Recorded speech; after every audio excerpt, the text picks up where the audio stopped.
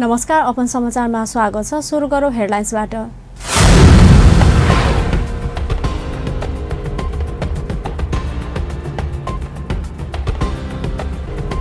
रौतहटमा truck बसलाई ठक्कर दिँदा 2 जनाको मृत्यु, 21 जना घाइते। पोखरामा भ्यान र स्कुटर ठोकिएर एक युवकको ज्यान गयो।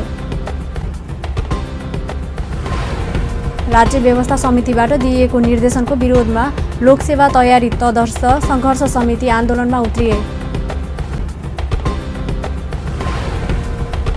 नागरिकको नैसर्गिक अधिकार रक्षा गर्न सरकार प्रतिबद्ध रहेको गृहमन्त्री थापाको स्पष्टति। दक्षिण एसियामा सबैभन्दा मजबुत बैंकिङ प्रणाली नेपालमा रहेको अर्थमन्त्री खतिवडाको दाबी। र नेपाल निर्माण व्यवसायी महासङ्घद्वारा आन्दोलनको सम्पूर्ण कार्यक्रम फिर्ता।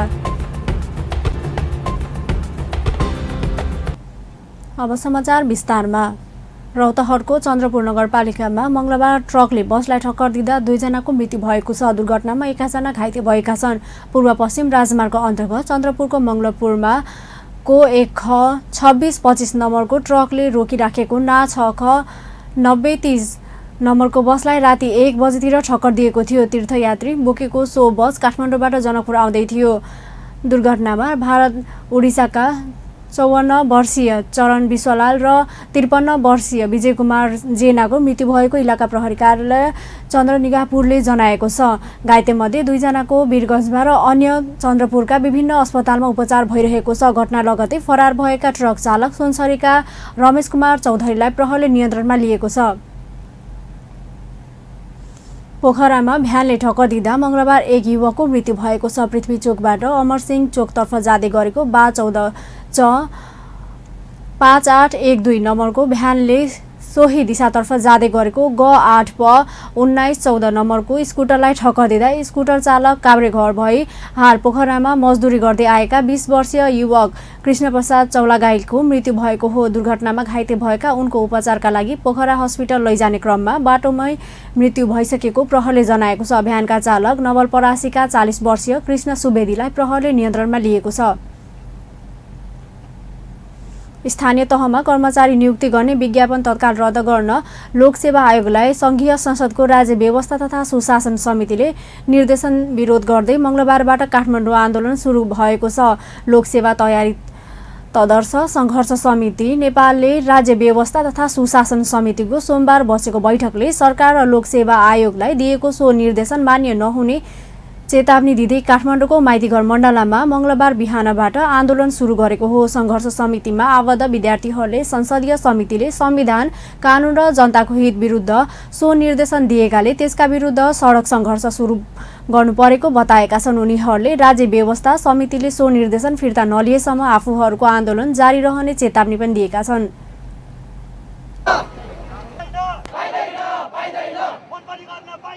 भने त्यो हामीलाई किन चाहियो राज्य व्यवस्था समिति? हाम्रा निर्णयमा राज्य व्यवस्था समितिले सघाउने कि राज्यका विरुद्ध चाहिँ राज्य व्यवस्था समिति लाग्ने हो? जनताका विरुद्ध कोही लाग्छ भनेदेखि जनताले छोड्नेवाला छैन। राज्य व्यवस्था समितिमा भएका जुन सदस्यहरूले जुन किसिमको हरकत देखाउनु भएको छ, जुन किसिमको जङ्गली पारसी लेख्नु भएको छ, जुन किसिमको बन्दुकका भरमा आफ्ना कार्यकर्ता भर्ती गर्न खोज्नु भएको छ, त्यो अवस्था कुनै पनि हालतमा हामी दिने छैनौँ र दिनु हुँदैन। राज्य व्यवस्था समिति बरु हामीलाई चाहिँदैन। बन्दुकका भरमा कुनै पनि कर्मचारी भर्ती गर्न पाइँदैन। सङ्घर्ष समितिले नाराबाजी गर्दै राज्य व्यवस्था तथा सुशासन समितिले दिएको निर्देशनप्रति आक्रोश व्यक्त गरेका थिए। सोमबार सिंहदरबारमा बसेको राज्य व्यवस्था तथा सुशासन समितिले बैठकले संविधानको मर्म विपरीत लोकसेवा आयोगले स्थानीय तहको कर्मचारी नियुक्तिका लागि विज्ञापन खुलाएको निष्कर्ष निकाल्दै रद्द गर्न सरकारलाई निर्देशन दिएको थियो। अब समाचारमा व्यावसायिक विश्रामपछि नागरिकको नैसर्गिक अधिकार रक्षा गर्न सरकार प्रतिबद्ध रहेको गृहमन्त्री थापाको स्पष्टति। दक्षिण एसियामा सबैभन्दा मजबुत बैंकिङ प्रणाली नेपालमा रहेको अर्थमन्त्री खतिवडाको दाबी। र नेपाल निर्माण व्यवसायी महासङ्घद्वारा आन्दोलनको सम्पूर्ण कार्यक्रम फिर्ता। विश्रामपछि समाचारमा स्वागत छ। अब बाँकी प्रसङ्ग। गृहमन्त्री रामबहादुर थापाले नागरिकको नैसर्गिक अधिकार रक्षा गर्न सरकार प्रतिबद्ध रहेको बताउनु भएको छ। प्रतिनिधि सभाको मंगलबारको बैठकमा माइतीघर मण्डलामा जेठ 26 गते प्रहरी हस्तक्षेपको बारेमा सदनलाई जानकारी दिने क्रममा राज्य नागरिकको अधिकार कुण्ठित गर्ने पक्षमा नरहेको बताउनु भएको हो। उहाँले गुठी विधेयकका प्रावधानमा असहमति राख्दै जेठ 26 गते माइतीघर मण्डलामा केही संस्था, समिति, सम्पदा बचाउ अभियान लगायतको प्रदर्शनको क्रममा प्रदर्शनकारीले सार्वजनिक आवागमनलाई अवरोध गरेकाले प्रहरले सामान्य बल प्रयोग गरेको बताउनुभयो। उहाँले प्रहरले सार्वजनिक सवारी साधन आवागमनमा अवरोध नगर्न गरेको आग्रह अस्वीकार गरी प्रदर्शनकारीले यातायात अवरोध गर्ने काम जारी राखेकाले पानीको फोहराको अतिरिक्त प्रहरले सामान्य बल प्रयोग गरेको दावी मन्त्रीले थापाले गर्नुभयो। प्रदर्शनकारीको तर्फबाट पनि बल प्रयोग भएको र प्रहरलाई ढुङ्गा प्रहार गर्ने काम गरेपछि त्यसलाई नियन्त्रण गर्ने काम भएको उहाँले स्पष्ट पार्नुभयो। चाहिँ अनुरोध गरेको थियो, धेरै पटक माइकिङ पनि त्यहाँ गरिएको थियो, तर प्रदर्शनकारीहरूले त्यो कुराहरूलाई स्वीकार गरेनन् र यातायातलाई अवरोध गर्ने कामलाई उनीहरूले जारी राखे र त्यसपछि प्रहरीले पानीको फोहरा द्वारा चाहिँ उनीहरूलाई चाहिँ त्यहाँबाट तितरबितर गर्ने र आवागमन खोल्ने चाहिँ प्रयत्न गर्यो। उहाँले कर्नाटक सरकारले नैतिक जिम्मेवारी लिने र घटनाबारे छानबिन गर्ने बताउनुभयो। मन्त्रीको जवाबसित नबुझेर केही सांसदहरूले प्रतिप्रश्न गरेका थिए। सांसद बालकृष्ण खाँडले जिम्मेवारी लिनुपर्छ कि पर्दैन भनेर प्रश्न गर्नुभएको थियो। सांसद प्रेम सुब्बाले ट्रिपट आतंक यथावत रहेको भन्दै मन्त्रीको ध्यानकर्षण गराउनुभयो। पुष्पा भुसालले गृहमन्त्री थापाले नेवा आन्दोलनलाई अरू सङ्घ संस्थागत जोडेर आन्दोलन भइरहेको भनेर आन्दोलनलाई कमजोर बनाउने काम गर्नुभएको भन्दै घटनाप्रति सरकारले खेद प्रकट गर्नुपर्ने र जिम्मेवारी हुनुपर्ने बताउनुभयो। आफन्तहरूलाई जिम्मा लगाएर छोडिदिएको पनि थियो चाहिँ।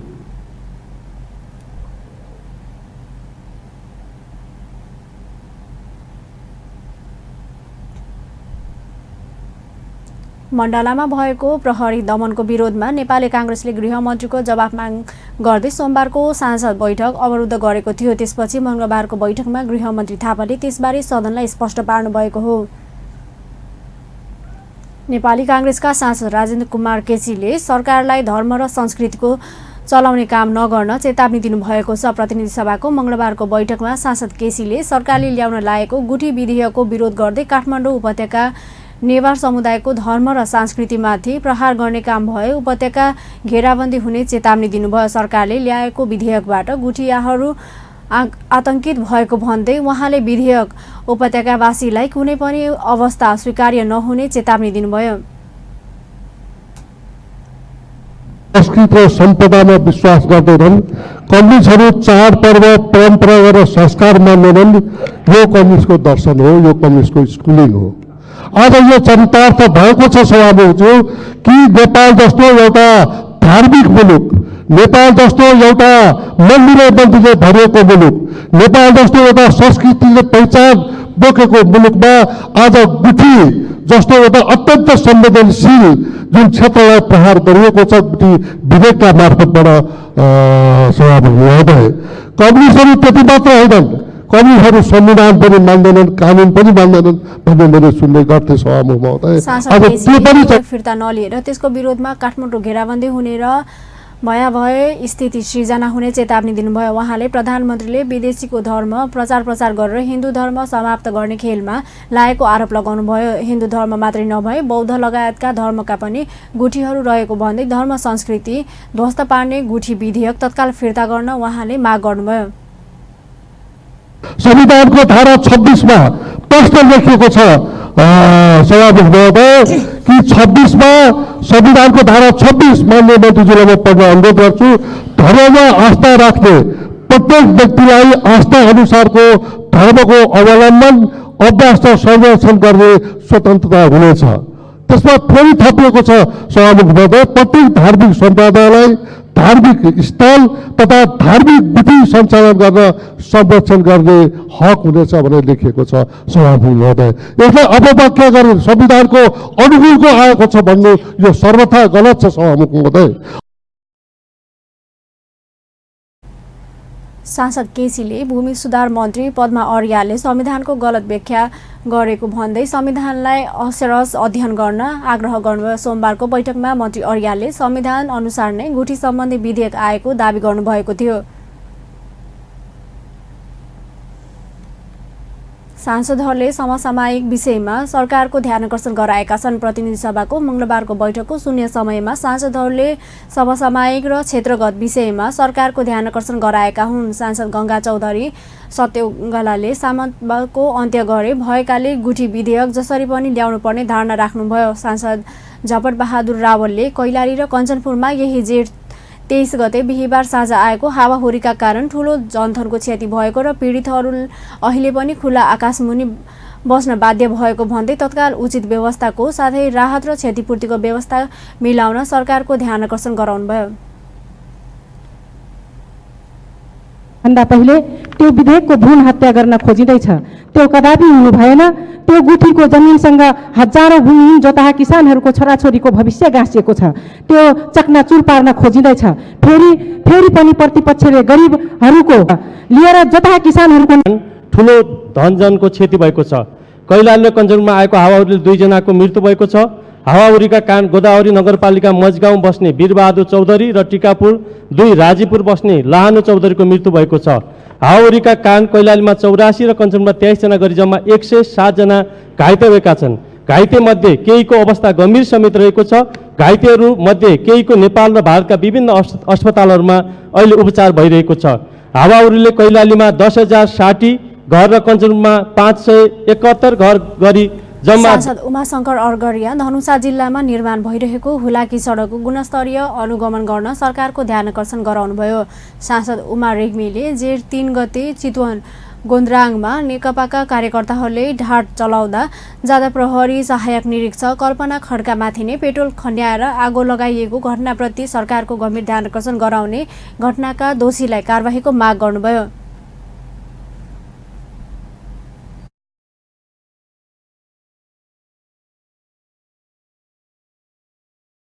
महोदय, मधेसतिर एउटा कहावत छ, पर्साङ धनुषा जिल्लामा बनिरहेको हुलाकी सडक निर्माण हुँदा क्वालिटीको काम भइरहेको छैन।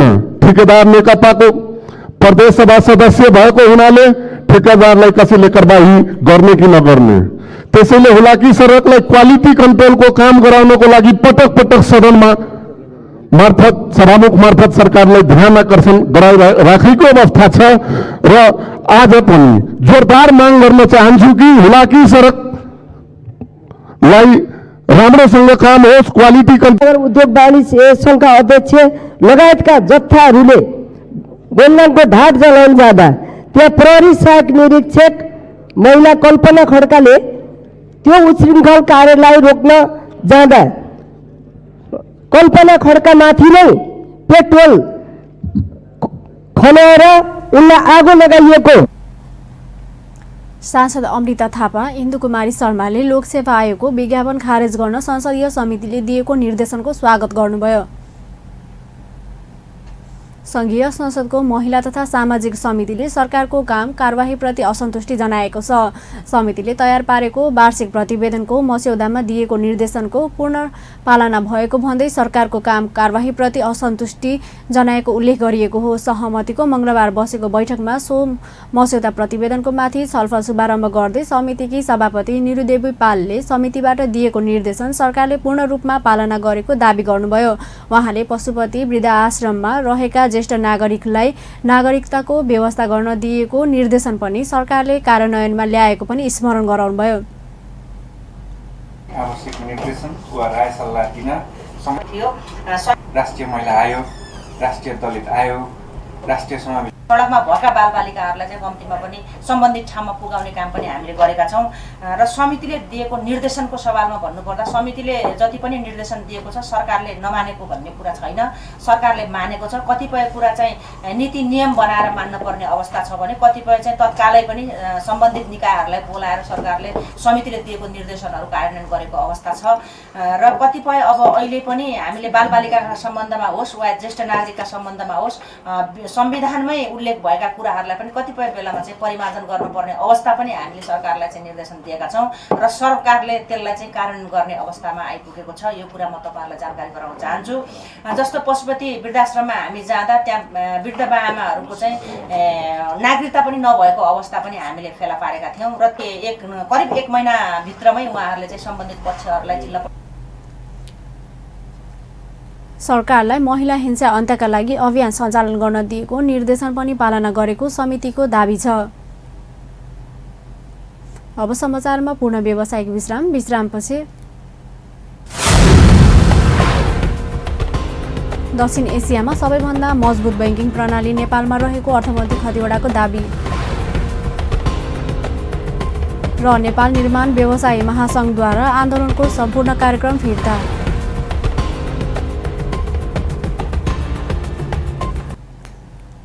विश्रामपछि समाचारमा पूर्ण स्वागत छ। अब बाँकी प्रसङ्ग।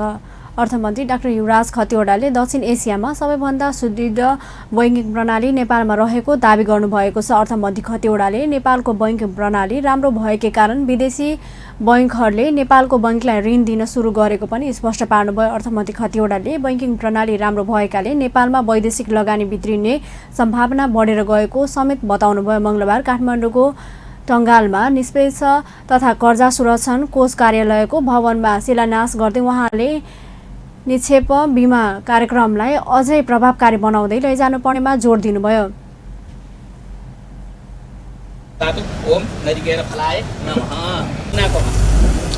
सुदृढ ब्याङ्किङ प्रणाली नेपालको छ।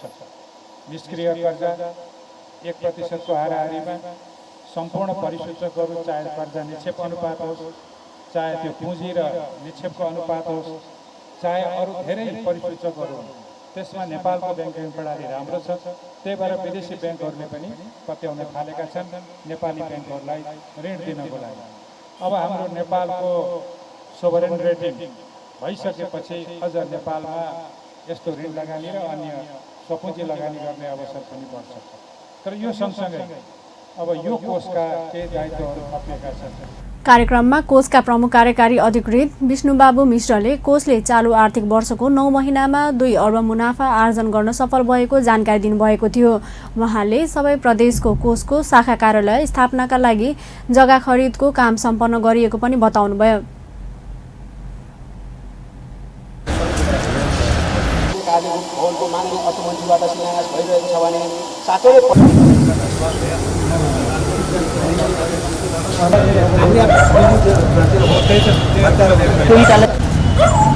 कतिपय 3 लाख दरले 6 खर्बभन्दा बढी कन्सेन्ट्रेसन गरेको अवस्था रहेको छ। कर्जा सेसनतर्फ 3 लाखभन्दा बढी आम जनताले बैंक तथा वित्तीय संस्थाबाट लिएको करिब 25 अर्ब कर्जा सेसन गर्न सफल रहेको अवस्था रहेको छ। यस अभावको 9 महिनामा कोषले करिब 2 अर्ब आम्दानी गरेको अवस्था। कोषको भवनको निर्माण कार्यको जिम्मेवारी भ्याली बाबुरत्न जेबी कम्पनीलाई दिएको छ। यस भवनको निर्माणका लागि 6,58,396 रुपैयाँ लाग्ने अनुमान गरिएको छ। ललितपुर स्थित जावलाखेलमा विज्ञान सडक मेला सुरु भएको छ। नेपाल विज्ञान तथा प्रविधि प्रज्ञा प्रतिष्ठानले सर्वसाधारणलाई समेत विज्ञान तथा प्रविधिको क्षेत्रमा भएको विकासका नयाँ अवधारणाबारे जानकारी दिने उद्देश्यका साथ सो मेला आयोजना गरेको हो। मङ्गलबार नेपालको मेलाको उद्घाटन गर्दै कार्यवाहक प्रधानमन्त्री ईश्वर पोखरेलले जनताको जीवनमा समृद्धि ल्याउने गरी खोज तथा अनुसन्धानको क्षेत्रमा काम गर्न वैज्ञानिकहरूले आग्रह गर्नुभयो। उहाँले जनताका लागि उपयोगी नहुने ज्ञान तथा विज्ञानको कुनै पनि अर्थमा काम नहुने पनि स्पष्ट पार्नुभयो। बारेमा धेरै कुरा बुझ्न मन थियो।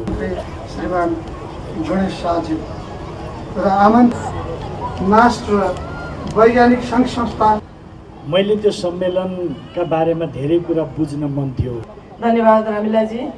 अब हामी विज्ञान प्रविधि तथा अनुसन्धान कार्य नेपाली जनताको चाहना र नेपाली माटो सुहाउँदो हुनु आवश्यक छ। कार्यक्रममा पूर्व मन्त्री गणेश शाहले विज्ञान तथा प्रविधिको क्षेत्रमा विकास गर्नका लागि आवश्यक बजेटको व्यवस्था गर्न सरकारसँग माग गर्नुभएको थियो। नेपाल निर्माण व्यवसायी महासंघले आन्दोलनको सम्पूर्ण कार्यक्रम फिर्ता लिएको छ। महासंघले मंगलबार काठमाडौँमा पत्रकार सम्मेलन गरी जेठ 23 गते सरकारले आफूहरूको मुख्य माग सम्बोधन हुने गरी सार्वजनिक खरिद नियमावली संशोधन गरेपछि आन्दोलनको सबै कार्यक्रम फिर्ता लिएको जानकारी गराएको हो। सार्वजनिक खरिद नियमावली संशोधन गरेर सरकारले आफूहरूले मुख्य माग पूरा गरेकाले आन्दोलनको कार्यक्रम फिर्ता लिएको महासंघका अध्यक्ष रवि सिंहले जानकारी दिनुभयो। महासंघले आफूहरूको बैंक धरौटीमा राखेको रकमको ब्याज पाउनुपर्ने लगायतका माग सम्बोधन गर्न पनि सरकारलाई आग्रह गरेको छ।